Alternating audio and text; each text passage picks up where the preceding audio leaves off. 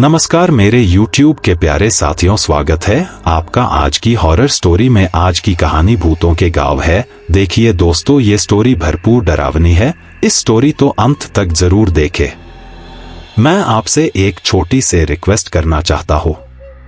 अगर आप इस चैनल पर नए हो तो कृपया इस चैनल को सब्सक्राइब कर ले, ताकि आप ऐसी ही हॉरर स्टोरी का आनंद ले सके।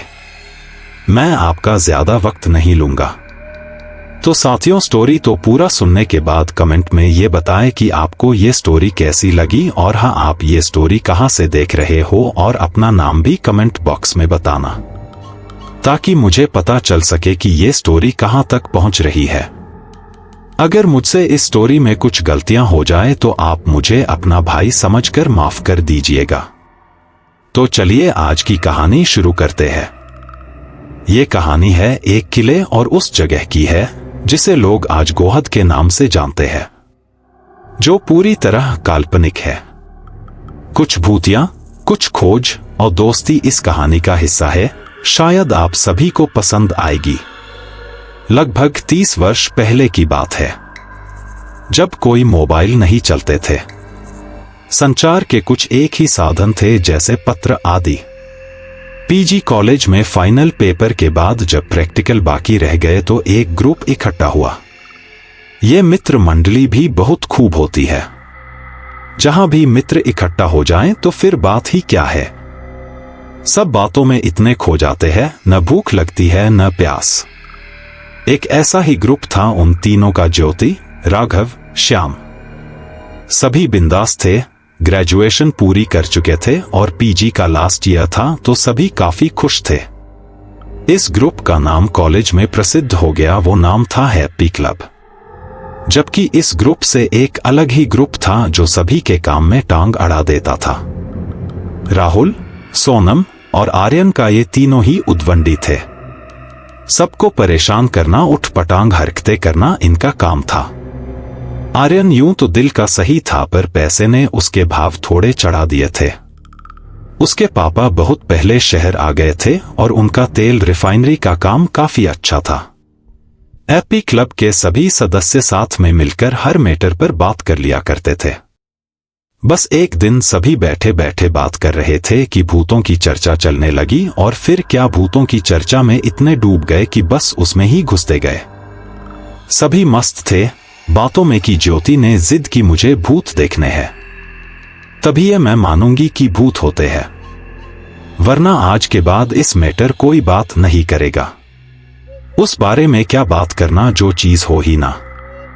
तभी श्याम ने भी ज्योति की हाँ में हाँ मिलाई। हाँ, ज्योति सही कहती है, ये भूत भूत कुछ नहीं होता। मुझे इन सब पर भरोसा नहीं है। मैं भी भूत को देखूंगा तभी मानूंगा। राघव और सभी ने इस टॉपिक पर बात करने से पीछा छुड़ाया। जब उन्होंने भी नहीं देखा भूत, तो वो भी ऐसे कैसे बात करें।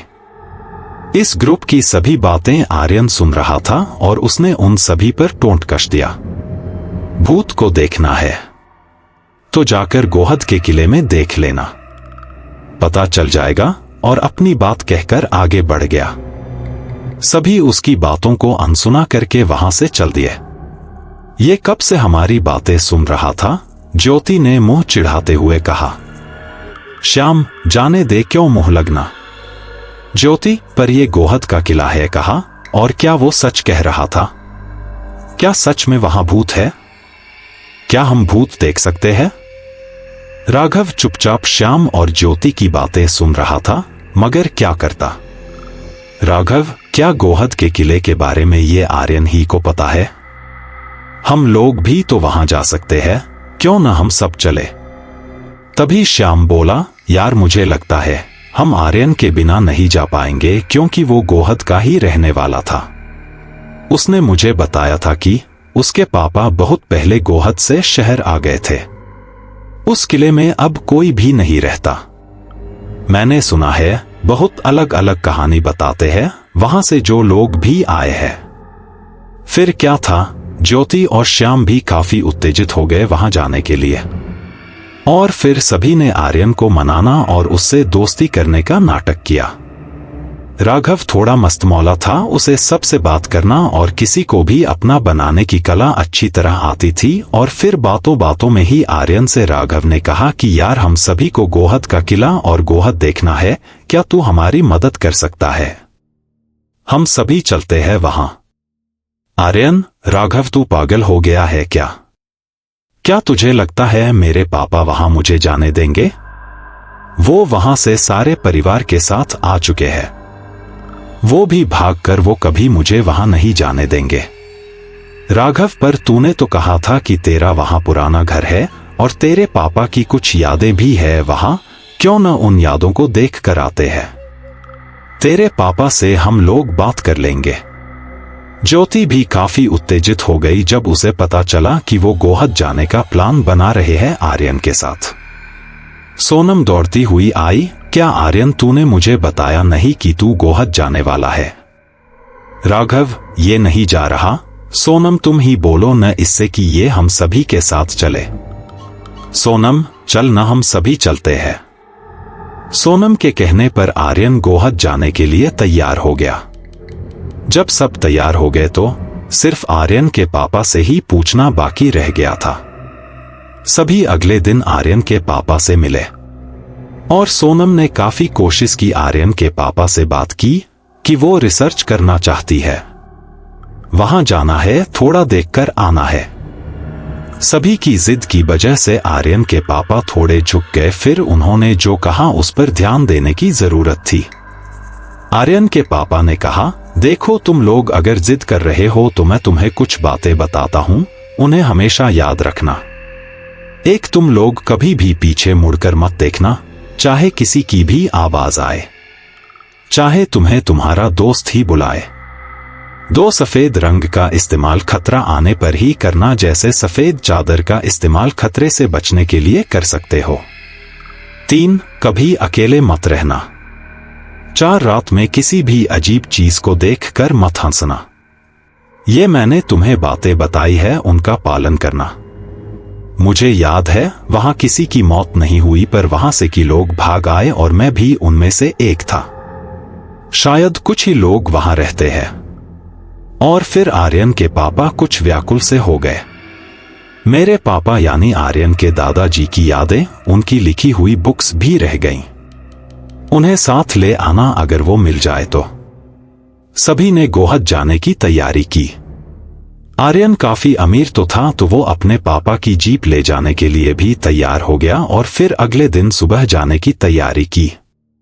सभी सुबह 9 बजे आर्यन के घर पहुंचने वाले थे। सभी ने अपने अपने घर कॉलेज के टूर का बहाना बना दिया। सभी पीजी में थे तो घर वालों ने ज्यादा कुछ नहीं कहा। 9:30 बज चुके थे।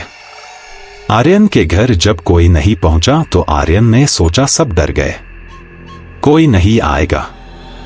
तभी राघव उसे दिखाई दिया। आर्यन, क्या साले तू तो बहुत बोल रहा था, सबको भूत देखना है, भूत देखना है। अब कहां गए सब? देख, डर के मारे कोई नहीं आया। आर्यन बोल ही रहा था कि तभी ज्योति वहां पहुंच गई। आर्यन के ग्रुप से कोई नहीं आया तो राघव ने टोंट कसा, तुम्हारे साथ कौन है? काफी देर के बाद जब वो लोग नहीं आए तो तीनों ही गोहद चलने के लिए तैयार हुए। तीनों ने फैसला किया कि वो एक रात ही वहां रुकेंगे, कुछ भी हो जाए। आर्यन ने जीप चालू की, तीनों बैठ गए। तभी कुछ दूर पर ही सोनम ने पीछे से आवाज लगाई, मुझे कहां छोड़ रहे हो? उसे देखकर सभी हंसने लगे। वो एक बैग लिए हुए थी। राघव ने ज्योति के कान में कहा, ये बैग लेकर क्या वहां रहने जा रही है? दोनों जोर जोर से हंसने लगे। 3-4 घंटे के सफर के बाद वो लोग आखिर गोहद की सीमा में घुस गए। दोपहर के लगभग 2 बज चुके थे और धूप काफी हो रही थी। कोई भी इंसान वहां नहीं दिख रहा था। जीप की आवाज सुनकर कुछ बच्चे उस जीप को देखने निकल आए और आर्यन ने जीप वहीं रोक कर एक पेड़ के नीचे बैठे बुजुर्ग व्यक्ति जो अपने कपकपाते हाथों से तंबाकू घिस रहे थे से पूछा, गोहद के किले जाना है? और बुजुर्ग बाबा आर्यन की आंखों में आंखें डालकर वहां की भाषा में अपनी तंबाकू मुंह में डालते हुए बोले, काहे जाना है? तभी जीप में बैठे हुए राघव ने कहा, भूत से मिलना था। बाबा समझ गए ये जरूर कुटिल वृत्ति वाला व्यक्ति है। तीनों जीप के अंदर बैठे बैठे हंसने लगे और बाबा ने गुस्से में मुंह फुलाए हाथ का इशारा दिया। हाथ की दिशा में ही वे लोग आगे बढ़े। गांव को पार करके उन्हें कुछ दूर चलने पर एक पहाड़ी दिखाई दी जिस पर किला बना हुआ था। उसे देखकर उन सबके हृदय भय से भर गए। आर्यन ने जीप पहाड़ी पर चढ़ा दी। पथरीला रास्ता था, जीप नहीं चढ़ पाई। अब उन सबको किले तक पहुंचने के लिए आगे का रास्ता पैदल ही तय करना था। आर्यन ने अपनी कलाई पर बंधी घड़ी को देखा। समय था लगभग 4 बजे का। आर्यन, मुझे लगता है अब हमें किले पर चढ़ाई नहीं करनी चाहिए। चूंकि आर्यन गांव का ही व्यक्ति था तो दोस्तों ने उसकी बात मान ली, पर उसे टोकते हुए सोनम ने कहा, तुम लोग भूत देखने आए हो या इस किले को? अगर हमें भूत या कुछ भी देखना है तो हमें इस किले में चलना ही चाहिए। सोनम के बात तो सही है, पर मुझे तो बहुत डर लग रहा है यार, मेरी हार्ट बीट बहुत तेज धड़क रही है, डरती हुई आवाज में राघव बोला। तो फिर यहां आया ही क्यों था? तब तो बहुत बोल रहा था, हाँ मुझे भी भूत देखना है। अब आया है तो मिलकर जाना उससे। ज्योति ने अपने डर को छुपाने के लिए ये शब्द सबके सामने राघव से कहे। मैं तो मजाक कर रहा था, चलो कहाँ चलना है राघव? आर्यन भी कुछ न कहते हुए सबके साथ किले पर चढ़ने लगा।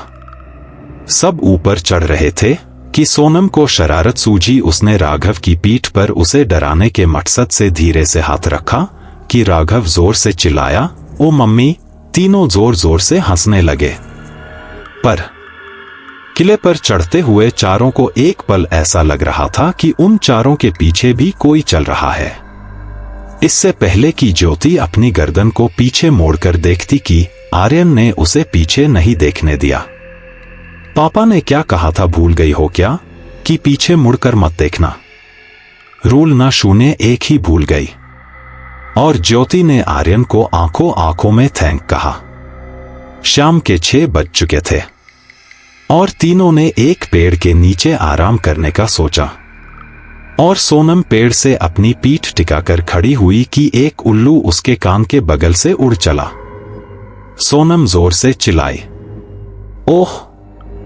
पर इस बार कोई नहीं हंसा, क्योंकि अब सबके दिल में उस उल्लू को देखकर डर लगने लगा था। सब डर चुके थे।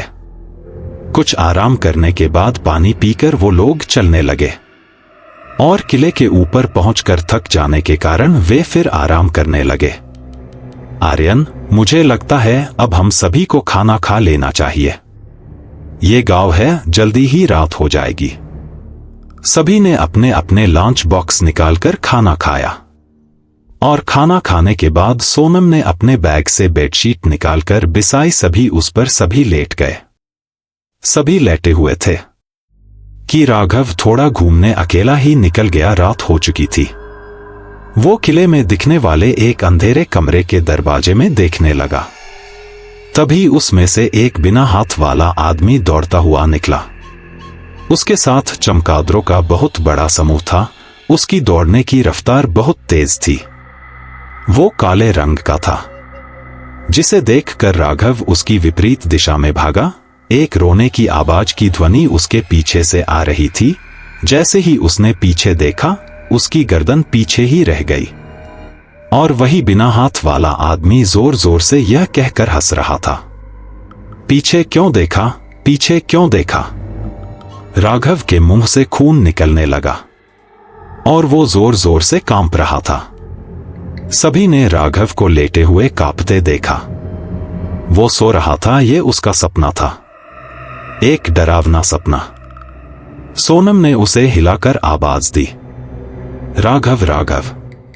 राघव नींद से उठा और जोरों से चिल्लाने लगा। फिर थोड़ी देर बाद नॉर्मल होकर उसने बताया, मैंने बहुत डरावना सपना देखा। तीनों उसे देखकर हंसने लगे। अब किसी को नींद तो नहीं आ रही थी, तो सभी ने मिलकर किले के अंदर जाने का निर्णय लिया। सभी किले के मुख्य द्वार में प्रवेश कर गए। किला लगभग खंडर था, पर उसमें कई कमरे बने हुए थे। उनके हाथ में टॉर्च थी। एक कमरे के अंदर जैसे ही आर्यन ने टॉर्च का प्रकाश फेंका तो उस कमरे में उन्हें कई चमगादड़ लटके दिखाई दिए, और एक कंबल में जो काफी फटा हुआ था, मानो उसमें कोई सांस ले रहा था, जैसे उसे कोई ओढ़ कर सो रहा हो। उसकी ऊंचाई कुछ ज्यादा नहीं थी, पर उस कंबल को उठाने की हिम्मत किसी में नहीं हो रही थी कि उसके अंदर कौन है, पता लगाया जाए। हालांकि कि कोई हरकत उस कंबल में नहीं हो रही थी। राघव और ज्योति काफी डर रहे थे। फिर आर्यन ने बाहर निकला और एक पेड़ की सूखी डाल लेकर आया। उस सूखे डंडे से उसने कंबल उठाने की कोशिश की। चारों की दिल की धड़कन तेज हो चुकी थी। जैसे ही आर्यन ने उस डंडे से कंबल को उठाया, एक तेज प्रकाश के साथ सभी को दिखना बंद हो गया।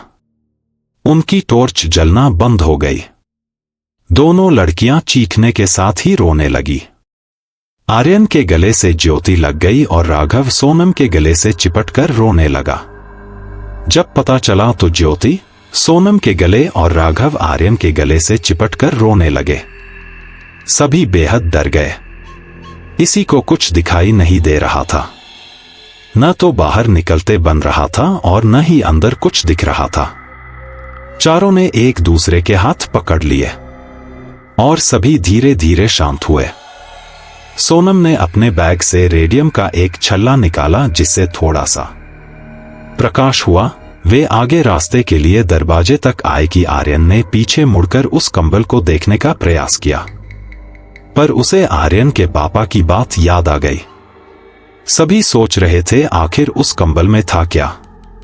दरवाजे से बाहर निकलकर आगे बढ़े ही थे कि कुछ बातों की सुगबुगाहट उन्हें सुनाई दी और उस आवाज की तरफ सभी आगे बढ़ने लगे।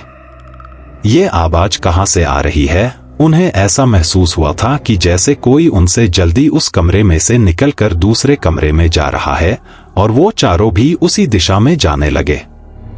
बिना कुछ आवाज किए बिल्कुल दबे पांव चारों आगे बढ़ने लगे। इस बार आर्यन ने सभी को इशारा करके अपने होठों पर उंगली रखकर बिल्कुल शांत रहने के लिए कहा। एकदम बिल्कुल शांत आगे बढ़ने लगे थे चारों। कुछ हल्की हल्की आवाज जिधर से आ रही थी। दूसरे कमरे में एकदम से मुख्य दरवाजे से जाना उचित नहीं, आर्यन ने सभी से धीरे शब्दों में कहा। सभी उसकी बात से सहमत थे। सभी उस कमरे की खिड़की या रोशनदान को ढूंढने लगे। तभी राघव ने इशारा करके बताया कि खिड़की उसके आगे ही है। चारों उस खिड़की की तरफ जाने लगे। चारों ही उसमें से देखने की हिम्मत नहीं जुटा पा रहे थे। फिर भी चारों ने कोशिश की और उस खिड़की में झांक कर देख ही लिया।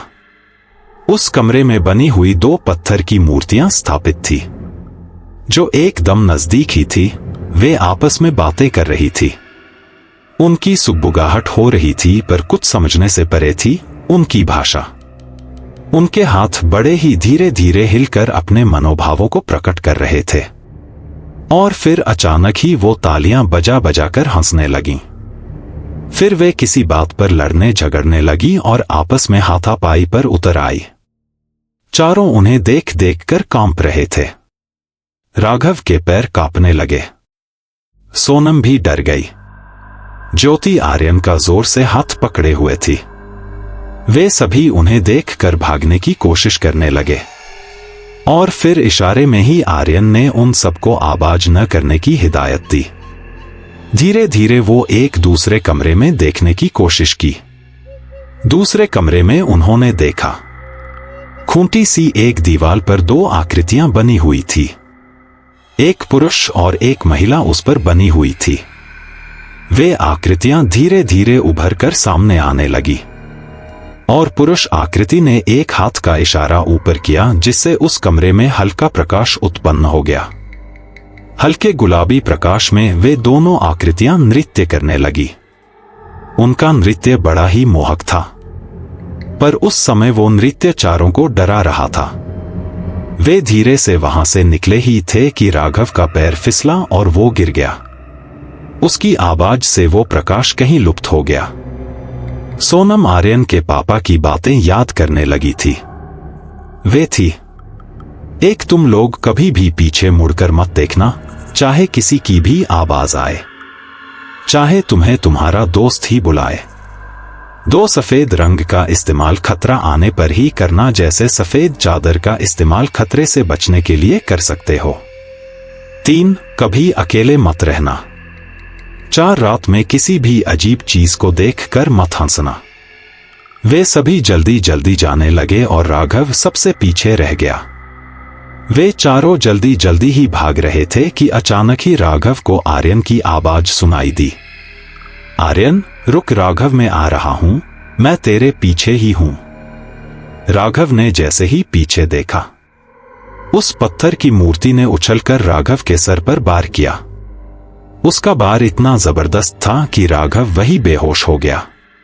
तीनों ने देखा राघव पीछे ही रह गया था, तो तीनों राघव को तो जो बेहोश पड़ा हुआ था।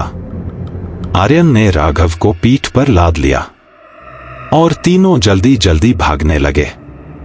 उन्हें पीछे से आवाज सुनाई दी, अरे आर्यन मैं भी आ रहा हूं। ये आवाज राघव की थी। अगर आवाज राघव की है तो आर्यन ने किसे पीठ पर लाद लिया था। तभी पीठ पर लदा हुआ राघव पत्थर की मूर्ति में तब्दील हो चुका था। वो मूर्ति तीनों को देखकर हंस रही थी। आर्यन ने उसे अपनी पीठ से नीचे फेंक दिया। ज्योति जोर जोर से रोने लगी, मुझे यहां से ले चलो, मुझे यहां से ले चलो। आर्यन ने ज्योति और सोनम को दिलासा देकर कहा, हम सभी चलते हैं, पहले राघव को तो ढूंढ ले।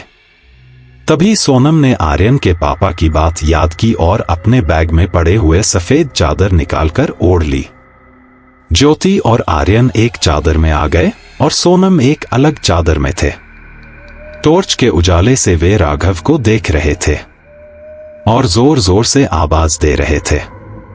तीनों के पीछे से आवाज आई, मैं यहां हूं, तुम लोग मुझे कहां जोड़कर चले गए थे।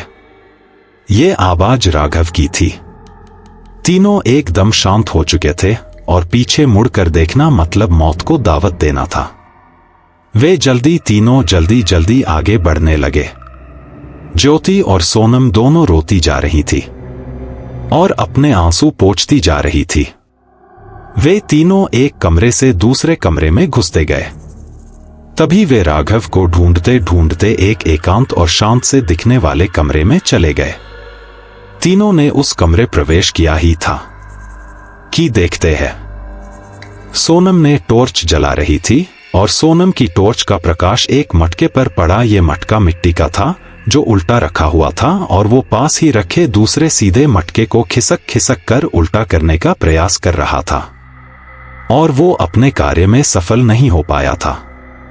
तीनों इस कृत्य को देखकर भय से आक्रांतिक हो रहे थे और सोनम के आंसू राघव को खो जाने से बह रहे थे। शायद प्यार का बीज सोनम के हृदय में राघव के लिए फूट बैठा था। आर्यन भी बहुत दुखी हो रहा था। क्या राघव उन्हें मिल पाएगा या उन्होंने राघव को हमेशा के लिए खो दिया था?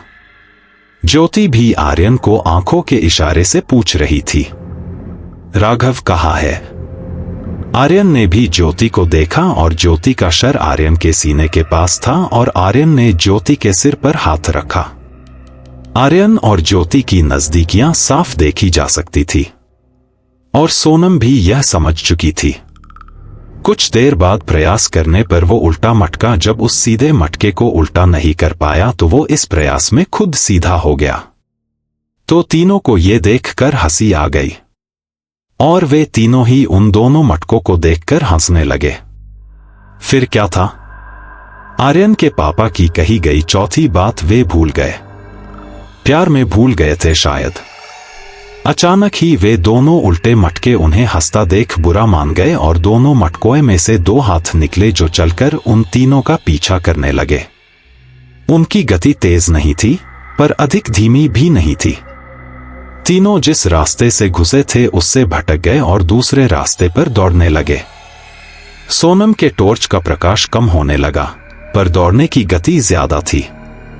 आर्यन ने सोनम को सफेद चादर निकालने को कहा। सोनम ने उसके पीठ पर टंगे हुए बैग में से चादर निकालकर ओढ़ने का प्रयास किया ही था कि वे मटके एक हल्के धमाके के साथ फूट गए और उनके टुकड़े तीनों के चेहरों को घायल कर गए। सोनम ने देखा उन मटकों में से बिना धड़के वे हाथ उंगलियों के सहारे चल रहे थे और उन तीनों का पीछा भी कर रहे थे। सोनम ने चीख के साथ उन हाथों को ज्योति और आर्यन को दिखाया। वे तीनों ही अब उसी चादर के नीचे बैठ गए। तीनों की हृदय गति बुलेट ट्रेन की रफ्तार से भी ज्यादा तेज गति से चल रही थी। तीनों इस तरह बैठे थे कि तीनों के सर एक दूसरे से मिल चुके थे। तीनों के चेहरे से पसीने की बूंदें टपक रही थी और उनके हाथ पैर कंपन कर रहे थे।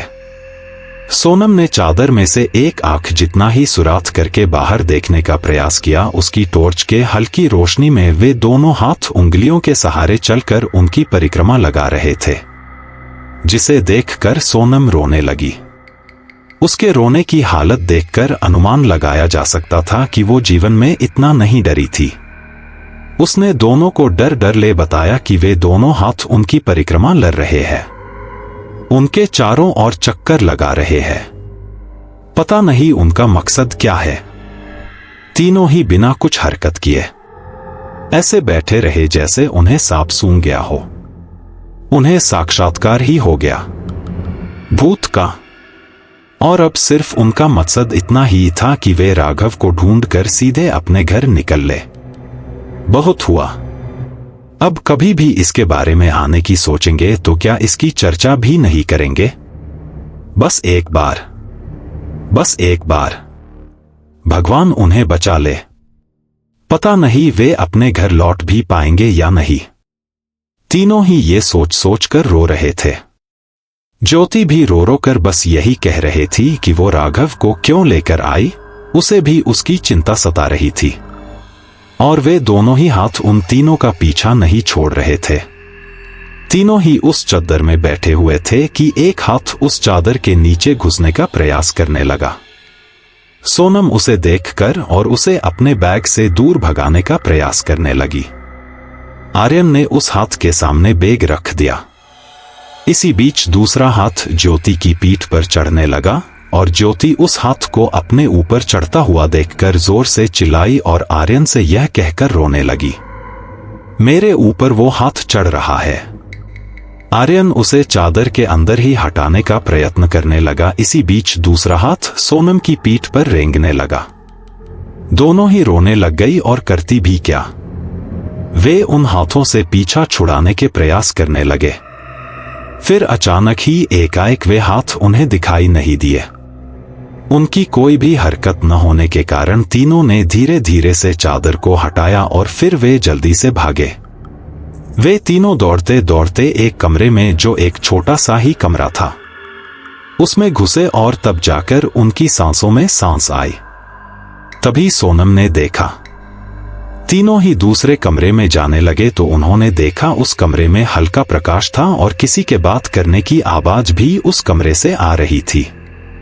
तभी सोनम ने आर्यन को इशारा करके बताया कि उस कमरे में मत जाओ।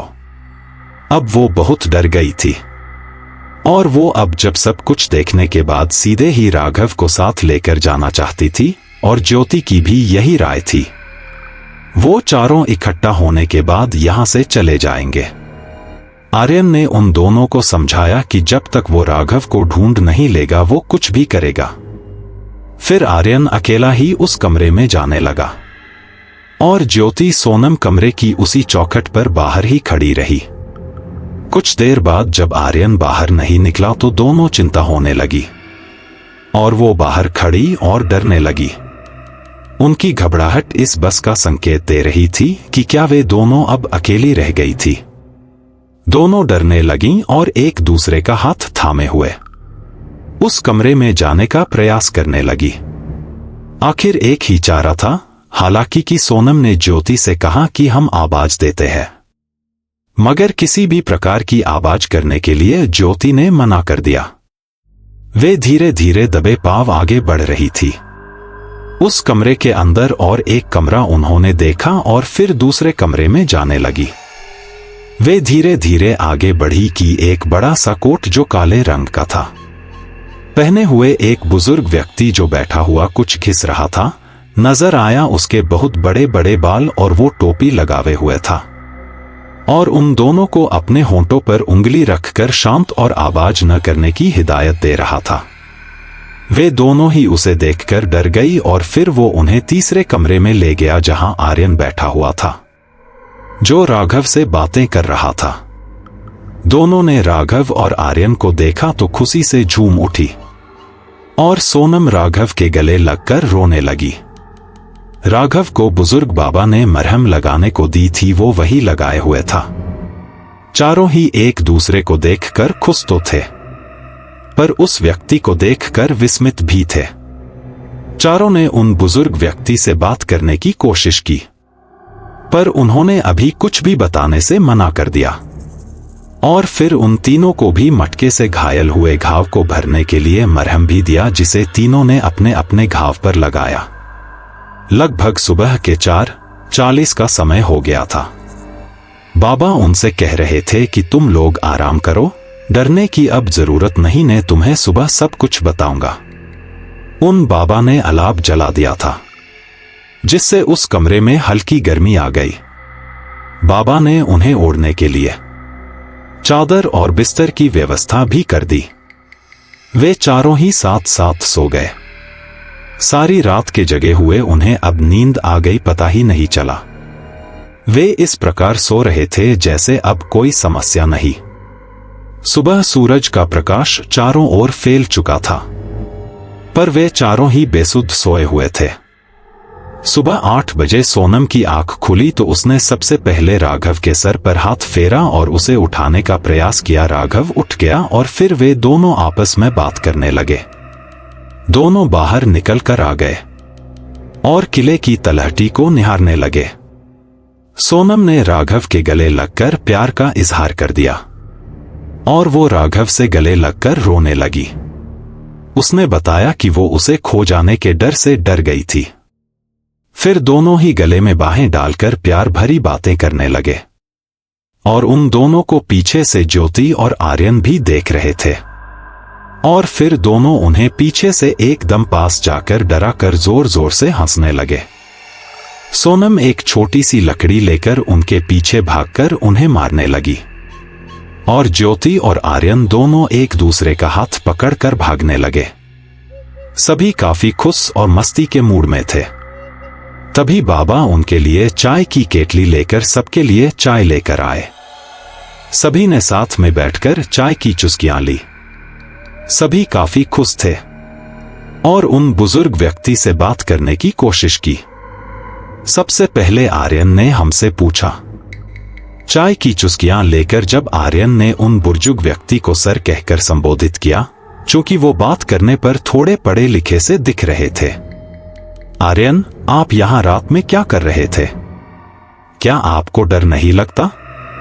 क्या आपने भी वो सब देखा जो हमने कल देखा? ऐसे कई सारे सवाल जब आर्यन ने किए तो वे कुछ न कहते हुए उन्हें अपने साथ चलने के लिए ले बोलने लगे।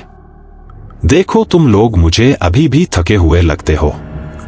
तुम चारों मेरे साथ चलो, मैं गांव में तुम्हारे खाने पीने का इंतजाम करता हूं। बुजुर्ग दादा ने इस प्रकार कहा और चलने लगे और वे चारों भी उनके साथ चलने लगे।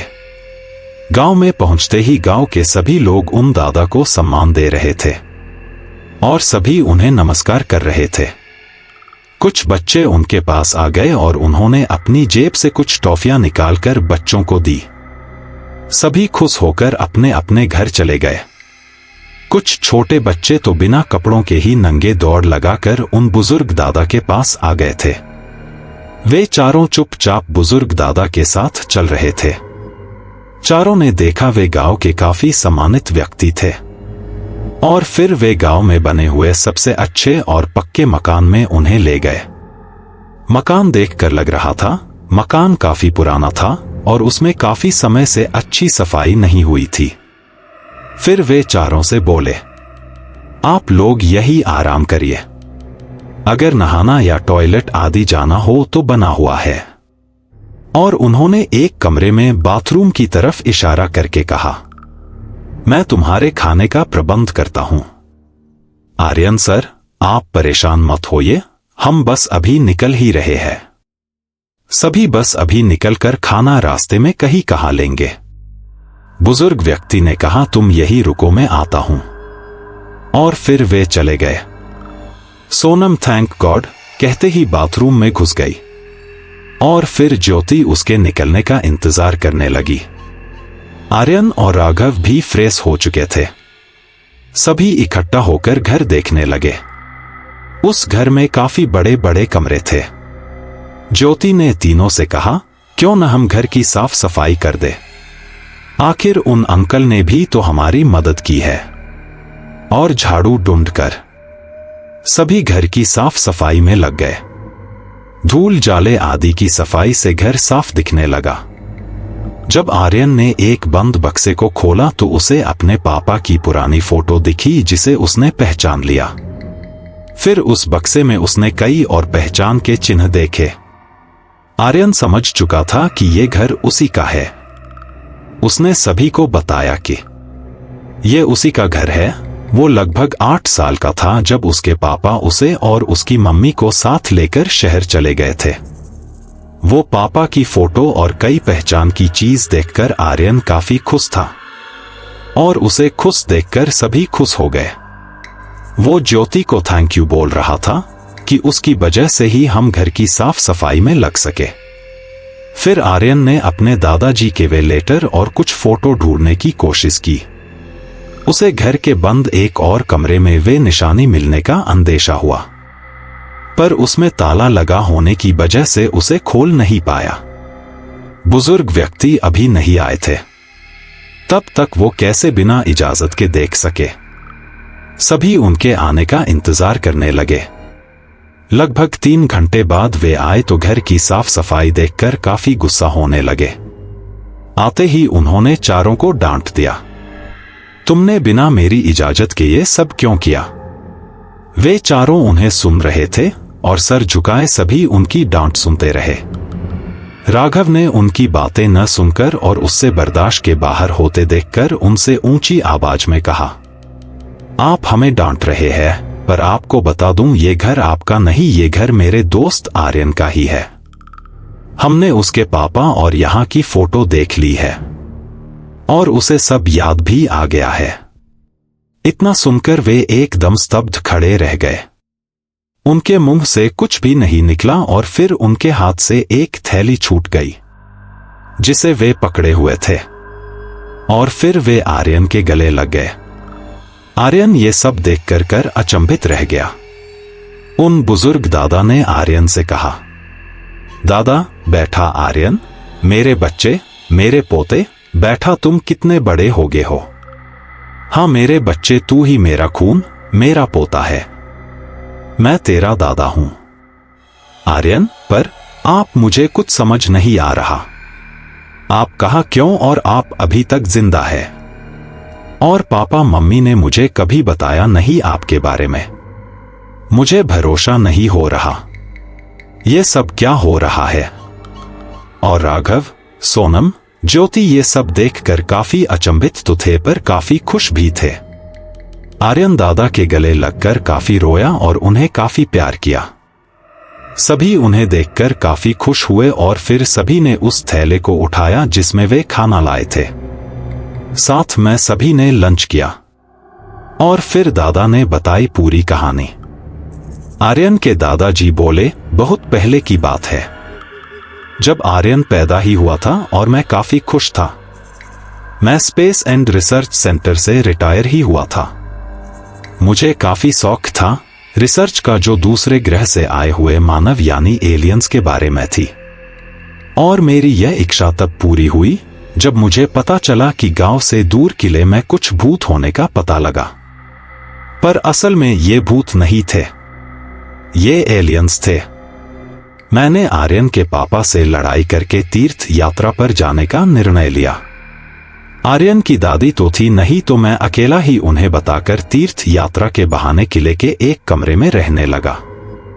भूत के डर से कोई उस किले में नहीं आता जाता था तो मेरा काम और भी आसान हो गया। मैंने वहां होने वाली कई घटनाओं को देखा और उन पर रिसर्च की। मैंने यहाँ कई परेशानियों का सामना भी किया। जैसे एक दिन की बात है, मैं देख रहा था एक मटका दूसरे मटके पर चढ़ने की कोशिश कर रहा था और वो इस काम में सफल नहीं ही पा रहा था। फिर जब कई प्रयास के बाद वो उस पर चढ़ गया तो दूसरा मटका उसे लेकर भागने लगा।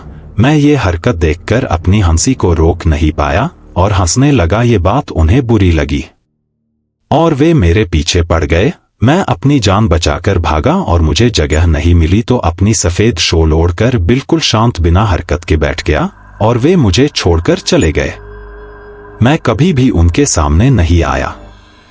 मैं समझ चुका था कि ये लोग सफेद रंग से शांत हो जाते हैं और उनका कोई मजाक उड़ाए या उन पर कोई हंसे तो उन्हें बिल्कुल अच्छा नहीं लगता।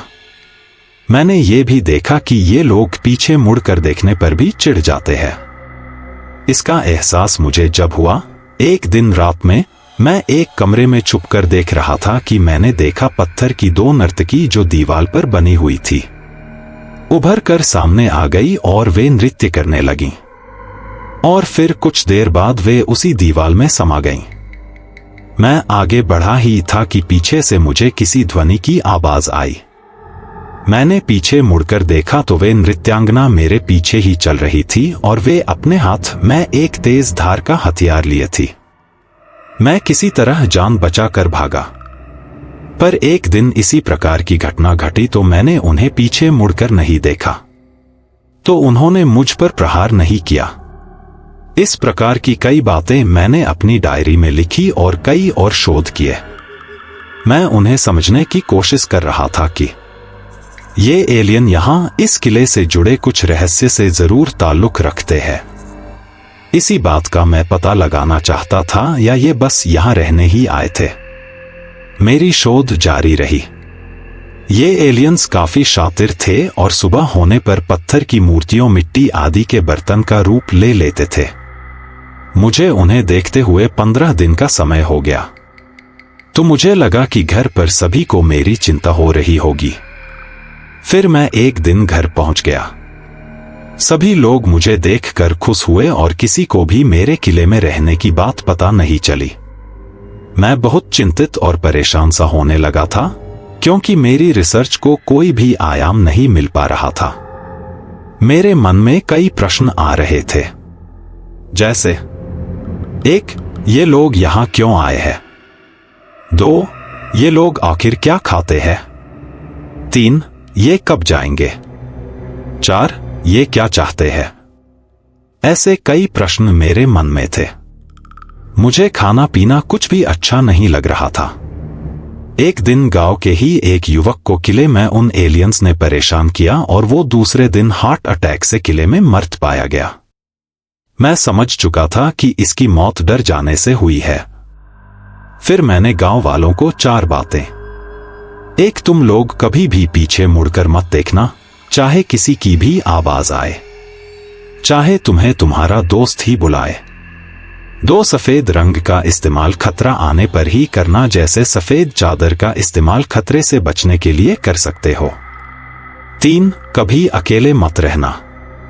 4. रात में किसी भी अजीब चीज को देखकर मत हंसना। बताई जिससे लोग मुझे और मानने लगे। तीसरी बात इसलिए थी कि कम से कम लोग साथ में तो रहेंगे और डर कम लगेगा। फिर एक दिन मैंने निर्णय किया कि अपने परिवार को शहर भेज देना चाहिए, तभी मेरी रिसर्च हो सकेगी। मैंने सभी को शहर भेजने की तैयारी की और फिर मैं सारे परिवार को शहर में व्यवस्थित करके यहां से तीर्थ यात्रा के बहाने से गांव वापस आ गया। एक दिन आर्यन के पापा गांव आए और मुझे ले जाने की जिद करने लगे। मैंने उन्हें कसम दी कि मुझे अपना काम करना है, मेरे बारे में वो किसी को नहीं बताएंगे। समय आने पर मैं सब बता दूंगा। फिर भी आर्यन के पापा यानी मेरा बेटा मुझसे मिलने यहां छुप छुप कर आता रहा और मेरी कई व्यवस्था करता रहा है। आर्यन के दादाजी ने सभी से प्यार भरी बातें की। सभी ने मिलकर खाना खाया और फिर दादाजी ने सभी को गांव दिखाने का निश्चय किया। सभी बेहद खुश थे और गांव देखने चारों दादाजी के साथ निकल गए। सोनम और ज्योति को गांव बहुत अच्छा लग रहा था। सोनम ने कुएं में झांक कर कुएं का पानी देखा और मजाक ही मजाक में पीछे से ज्योति ने धक्का देकर उसे डराने की कोशिश की तो सभी ज्योति की इस हरकत को देखकर हंसने लगे। इसी प्रकार गांव के छोटे बड़े बच्चे उन चारों को देखकर और मंद मंद मुस्कुरा रहे थे और शर्माने के कारण उनके पास नहीं आ रहे थे। आर्यन ने उन्हें बुलाने की कोशिश की, फिर भी वे कुछ झुंड सा बनाकर एक नीम के पेड़ के नीचे ही खड़े रहे। आर्यन के दादाजी ने उन बच्चों को बुलाकर आर्यन के हाथ से कुछ टॉफियां दिलवाई तो सभी उनके पास आकर मस्ती करने लगे। उन्होंने फसल से खड़े हुए खेत देखे और गांव की पगडंडियों पर चलकर बहुत अच्छा महसूस किया। समय निकलता जा रहा था और फिर आर्यन ने दादाजी से साथ में चलने की जिद की। फिर राघव और सोनम और ज्योति ने भी जिद की कि वे अब सबके साथ ही चलें।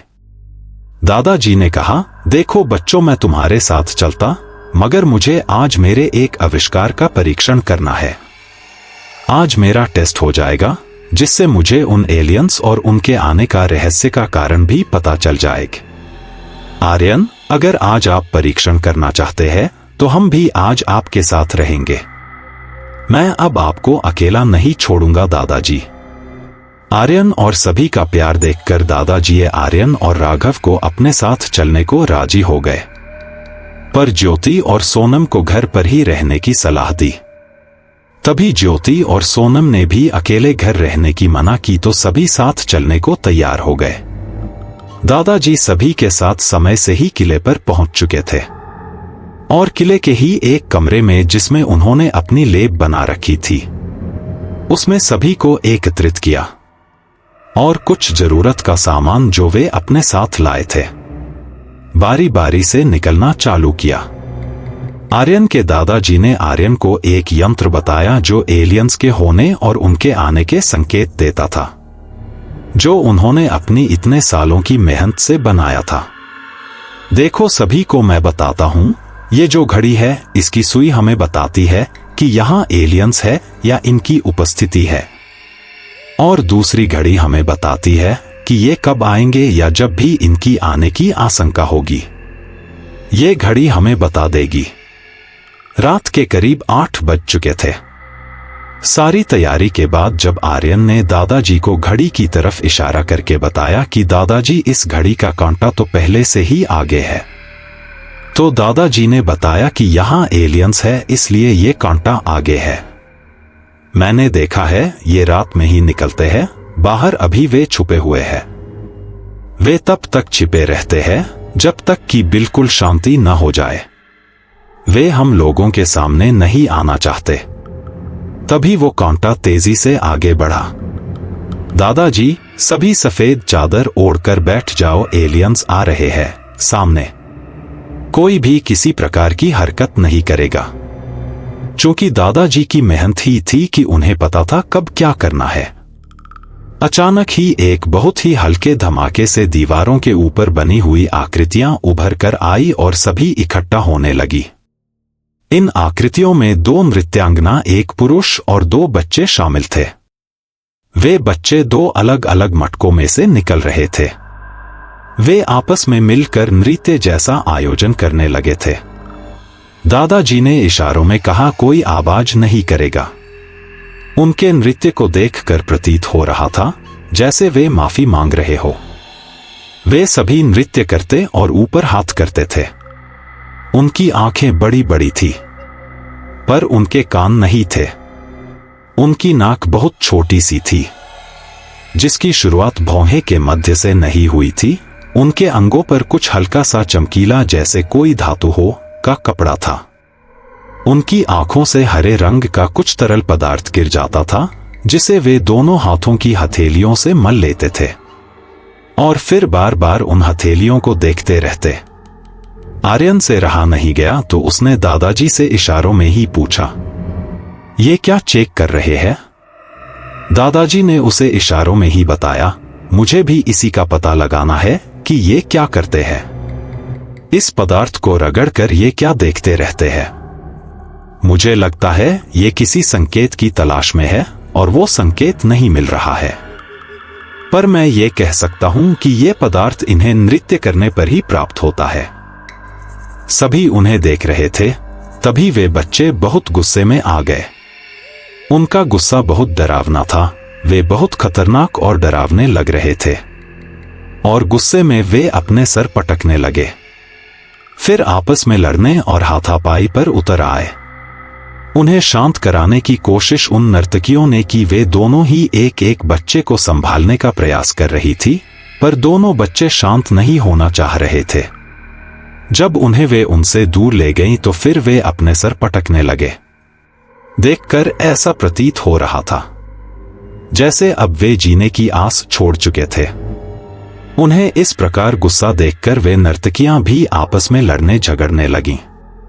उन्हें लड़ता देखकर सोनम ज्योति बहुत घबरा गईं और वे रोने लगी।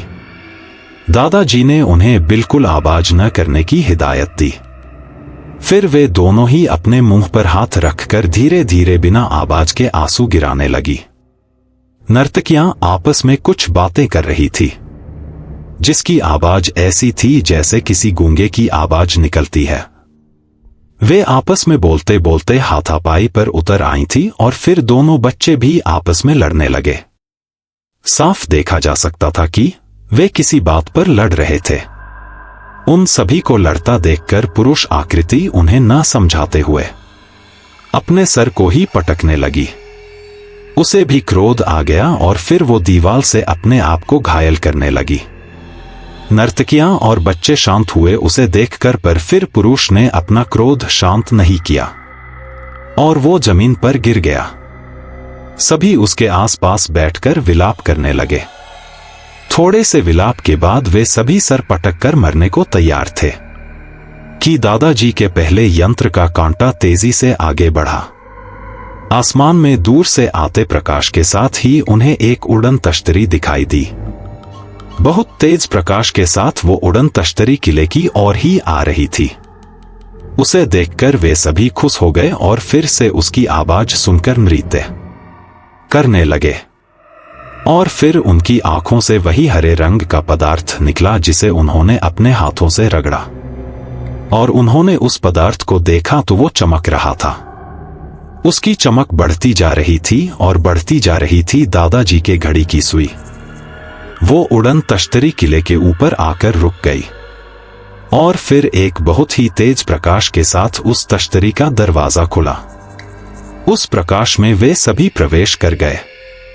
दादाजी और चारों की आंखें उस प्रकाश को नहीं देख सकी और फिर अचानक ही वो उड़न तश्तरी कहीं आकाश में लुप्त हो गई।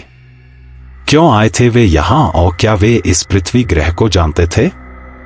क्या कारण था उनका? वे सभी अपनी आंखों को खोलकर देखने का प्रयास करते रहे और सभी उस उड़न तश्तरी में बैठकर चले गए। दादाजी के यंत्र का कांटा नीचे हो चुका था और फिर सभी उस चकाचौंध के बाद अंधेरे में टॉर्च लेकर देखने की कोशिश करने लगे। दादाजी ने देखा जमीन पर उसी चमकीले पदार्थ से कुछ चित्रकारी और उस चित्रकारी में कलाकृतियां बनी हुई थी। उन कलाकृतियों को देखकर लग रहा था कि जैसे एक कहानी बन रही थी। दादाजी वहीं टॉर्च लेकर एक कागज पर उन कलाकृतियों को और उस चित्रकारी की नकल करने लगे और हूबहू उसी प्रकार बनाने लगे। उन्होंने देखा वो चित्र धीरे धीरे गायब होने लगे और दादाजी की चिंता बढ़ने लगी। दादाजी को परेशान देखकर आर्यन ने तीनों को जल्दी से कहा, तुम लोग भी जल्दी जल्दी दादाजी की मदद करो।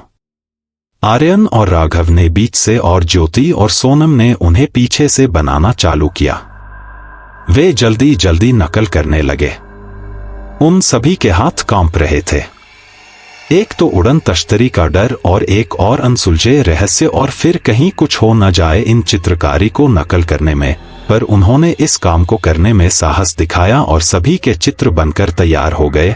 वो चित्र कहीं लुप्त हो गए और दादाजी उन सभी को जोड़कर यह जानने का प्रयत्न करने लगे कि आखिर क्या कहानी बन रही है और ये मांजरा था क्या।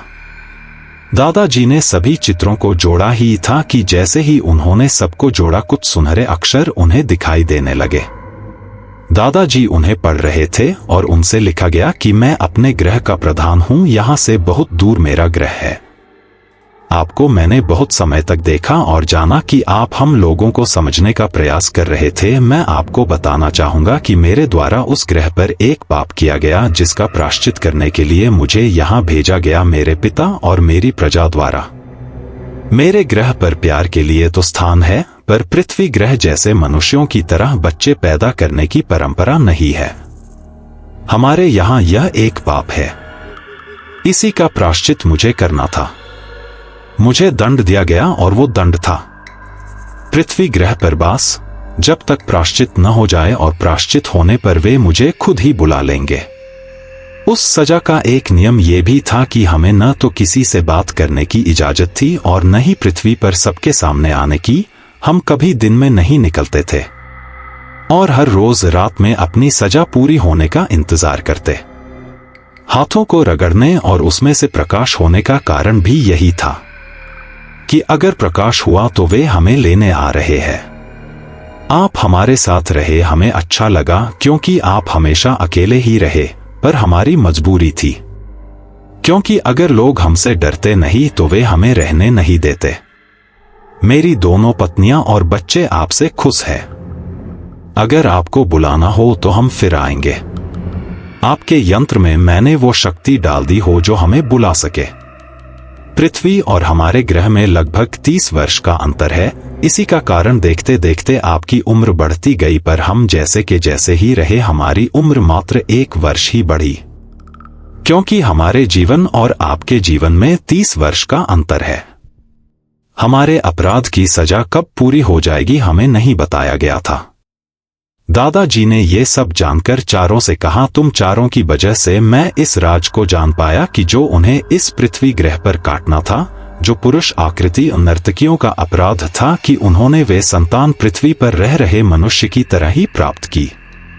हाँ, जहां तक मैं समझ चुका हूं, जो उन्होंने लिखा वही सत्य था। उस ग्रह पर जहां से ये सब आए थे, वहां प्रजनन पृथ्वी ग्रह से भिन्न है, पर कैसा है मुझे इस बात की जानकारी एकत्र करनी होगी। वे किस तरह अपनी संतानों को जन्म देते हैं। वे सुनहरे शब्द गायब हो चुके थे।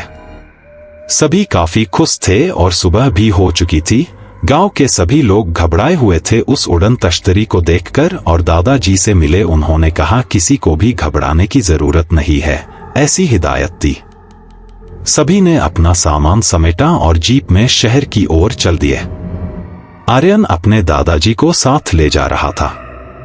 दोनों काफी खुश थी। घर पहुंचकर दादाजी से आर्यन के पापा यानी उनके लड़के से मुलाकात की। दादाजी ने सभी से प्रॉमिस लिया कि ये बात किसी को नहीं बताए, क्योंकि खोज अभी जारी थी। आखिर और भी बहुत कुछ उस ग्रह के बारे में जानना था और जानकारी एकत्र करनी थी। उनके रहन सहन के बारे में, उनके जीवन के बारे में। सभी अपने अपने घर पहुंच चुके थे और अगले दिन वे सभी कॉलेज में मिले। अब चारों का एक ही ग्रुप हो गया। वे चारों यही सोचते रहते। सभी कॉलेज के छात्र उन्हें बातें करता देखकर सोचते, पता नहीं क्या बात करते रहते हैं चारों। राघव ने मजाक मजाक में आर्यन से कहा, दादाजी से उस यंत्र से उन एलियंस को बुलाने को कहना। चारों हंसने लगे। दोस्तों, भूतों के गांव की कहानी यहीं खत्म होती है। तो आपको कहानी कैसी लगी कमेंट में बताएं, और अगर आपके साथ कोई ऐसी घटना घटी है तो हमसे शेयर करें और चैनल को सब्सक्राइब करें और वीडियो को लाइक करें।